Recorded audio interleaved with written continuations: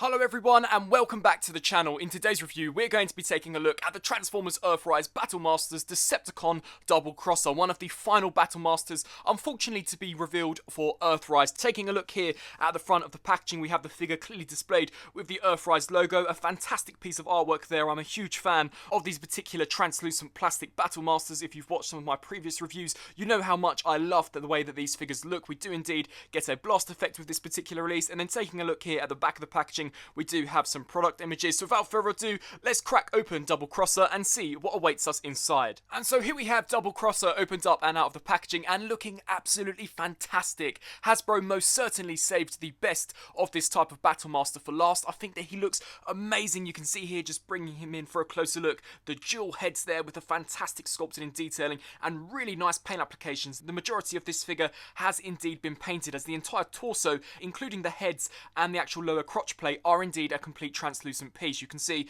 that the paint applications, I believe, have come out impeccably well. They've even gone the extra extent to actually detail and paint in this part of his chin. I love the different colour there for the visor compared to the rest of the face sculpt, and we've got all of these different, what appears to be almost microscopes or perhaps lights at the top, which also look fantastic. The detailing for the arms, once again, is also really nice, and I do believe the paint applications have come out pretty nicely on this figure with the metallic purple as well as the gunmetal silver that they have used. You can see that we have these huge, really awesome looking, very menacing, fiery red translucent pieces for the sides of his arms as well as this entire back region. However, that is simply just the nature of what these Battle Masters are. In terms of accessories, he only comes with one, that being a blast effect. However, that is once again exactly the same as what we got with some of the previously released Battle Masters of this particular nature. Turning to articulation, no movement at the head whatsoever. However, the arms here are on ball joints, so they can hinge out to the sides and rotate to a fair degree. We do also get a rotation here at the bicep, which in my opinion is actually a first for a figure of this nature. We do have a ball joint here at the leg, so that can kick forwards that far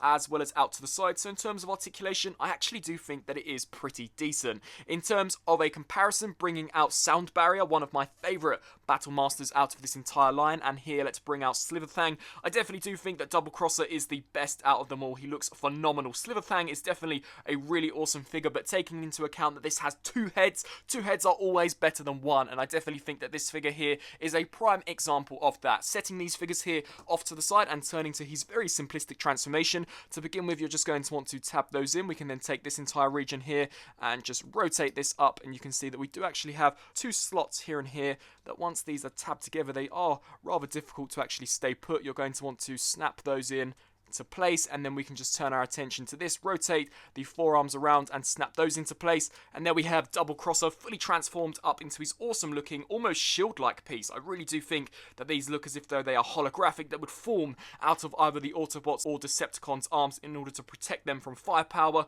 We have some fantastic black paint applications here for the center section of this piece, and not to mention the amazing sculpt work as well. Definitely a really awesome piece here, and I love the translucent red plastic that they have indeed used for this. We do have a 5mm peg, which of course we can tap onto any of our Transformers that do have 5mm ports. That once again is awesome, or you could use it as an almost ramp to clip some of the other Micromasters into place. Just taking the blast effect here, we can of course peg that into one of two ports. So we do have a port here and then one here, so you can just take it, snap that into place in order to give you the illusion that this is indeed taking damage. And here for a very quick Battle Master size comparison when in their alt modes, you can see that all of them do share a very similar design. However, I believe that Doublecrosser here is definitely the best out of them all. You can see that with Sound Barrier and Slitherfang, they could only go one way in terms of the connection point. However, as his name would state, this figure here does indeed have a double crossing, so you can see that we do have a clip system that goes along this way as well as here, so that is super cool. And of course we can attach these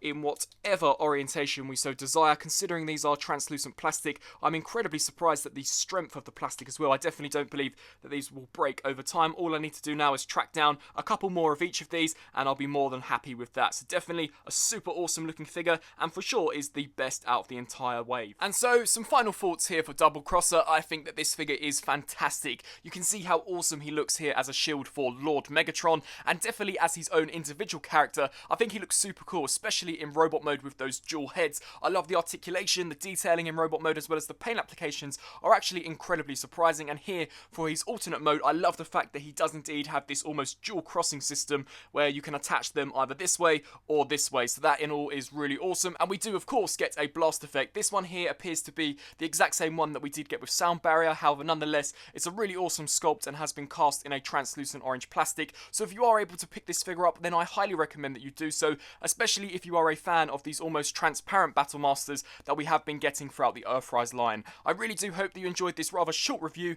If you did, please do let me know down in the comment section below. Also, be sure to let me know of what you think of the figure himself or themself. And until my next review, I'll see you then. Thanks for watching.